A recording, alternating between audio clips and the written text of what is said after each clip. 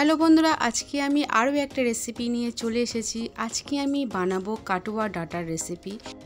তো বন্ধুরা, আজকে আমি কাটুয়া ডাঁটার সাথে কাঁঠালের বিচি আর রুই মাছের দারুণ একটি ঝোল তরকারি বানাবো। আর এরকম তরকারি দুপুরবেলা গরম ভাতে খেতে খুব ভালো লাগে, আর কাঁঠালের বিচি খেতে তো সবারই প্রিয়। তো চলো বন্ধুরা, দেরি না করে রান্নাটা ঝটপট শুরু করা যাক। তো দেখো, এখানে ডাঁটা, আলু আর তার সাথে কাঁঠালের বিচি খুব ভালো করে পরিষ্কার করে নিয়েছি। দেখো কত সুন্দর পরিষ্কার হয়েছে।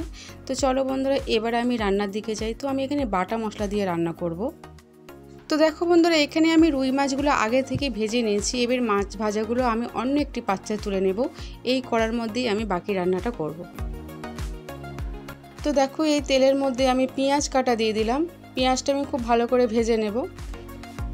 তো দেখো বন্ধুরা, এখানে আমার পেঁয়াজ লাল লাল করে ভাজা হয়ে গেছে। এবার এর মধ্যে আমি টমেটো কাটা দিয়ে দিলাম, আর এর সাথেই আমি স্বাদ মতন নুন দিয়ে দিলাম। তো টমেটো দেওয়ার পরে নুন দিলে টমেটোগুলো খুব তাড়াতাড়ি গলে যায়। এবার আমি মিডিয়াম ফ্লেমে খুব ভালো করে টমেটো আর পেঁয়াজ একসাথে ভেজে নেব। তো দেখো বন্ধুরা, এখানে খুব ভালোভাবে টমেটোগুলো গলে গেছে।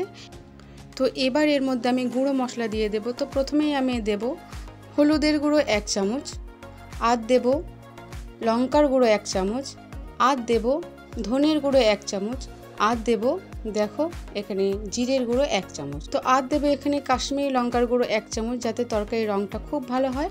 আর এর সাথেই আমি কিছু বাটা মশলা দিয়ে দেব। তো এখানে কি কি আছে দেখে নাও। তো এখানে অল্প একটু পেঁয়াজ কাটা, কাঁচা লঙ্কা 1 চামচ, গোটা জিরে মরিচ 1 চামচ, সর্ষে আর 6 থেকে 8টা রসুনের কোয়া আমি খুব ভালো করে বেটে নেব। তো দেখো বন্ধুরা, এখানে আমার মশলা বাটা হয়ে গেছে। পুরো মশলা বাটাটাই দিয়ে দেব, তাহলে তরকারির টেস্ট খুব ভালো হবে। এবার আমি মিডিয়াম ফ্লেমে মশলাটা কষিয়ে নেব। তো বন্ধুরা, এখানে আমি অল্প একটু জল দিয়ে দেব, যাতে মশলাগুলো কোনোভাবে পুড়ে না যায়, ধরে না যায়। তো এবারে আমি খুব ভালো করে প্রায় 3 থেকে 4 মিনিট মশলাগুলো কষিয়ে নেব। তো দেখো বন্ধুরা, এখানে মশলা কষানো হয়ে গেছে, খুব সুন্দর রং এসছে। দেখো একদম মশলার গা থেকে তেলও ছেড়ে দিয়েছি। এই সময় এর মধ্যে আমি দিয়ে দেব ডাঁটা, আলু আর কাঁঠালের বিচি। তো এই সময় গ্যাসের ফ্লেমটা একদমই লো করে দেবো, নাহলে কিন্তু তলা থেকে মশলাগুলো পুড়ে যাওয়ার চান্স থাকবে। এবার আমি গ্যাসের ফ্লেমটা মিডিয়াম করে খুব ভালো করে কষিয়ে নেব। তো বন্ধুরা, এই সময় যত বেশি কষানো হবে তরকারির স্বাদ তত বেশিই ভালো হবে। তো আমি প্রায় 4 থেকে 5 মিনিট খুব ভালো করে কষিয়ে নেব। তো দেখো বন্ধুরা, এখানে আমার কষানো হয়ে গেছে, কত সুন্দর মশলা একদম গায়ে গায়ে লেগে গেছে। এবার আমি এর মধ্যে জল দেব। তো পরিমাণ মতন জল দেবো। এখানে আমি 1 মগ জল দিয়ে দিলাম, যাতে আলু, ডাঁটা আর কাঁঠালের বিচিগুলো খুব ভালোভাবে নরমভাবে সফটভাবে গলে যায়। তো জল দেওয়ার পর আমি একটু নেড়ে ছেড়ে দিলাম। এবার আমি গ্যাসের ফ্লেমটা হাই করে দিয়ে 10 মিনিটের জন্য ছেড়ে দেব। তো ফিরে এলাম 10 মিনিট পর। তো দেখো, এখানে ঝোল অনেকটাই কমে গেছে। এবার আমি একটু চেক করে দেখে নেব যে আলু ঠিকঠাক গলেছে কিনা। তো দেখো বন্ধুরা, এখানে আলু খুব ভালোভাবে গলে গেছে। এবার আমি এর মধ্যে দিয়ে দেব ভেজে রাখা মাছ। তো বন্ধুরা, এইভাবে যদি তোমরা এই কাটুয়া ডাঁটা, আলু আর মাছের তরকারি বানাও, খেতে খুব ভালো লাগবে। একবার হলেও এটা ট্রাই করো।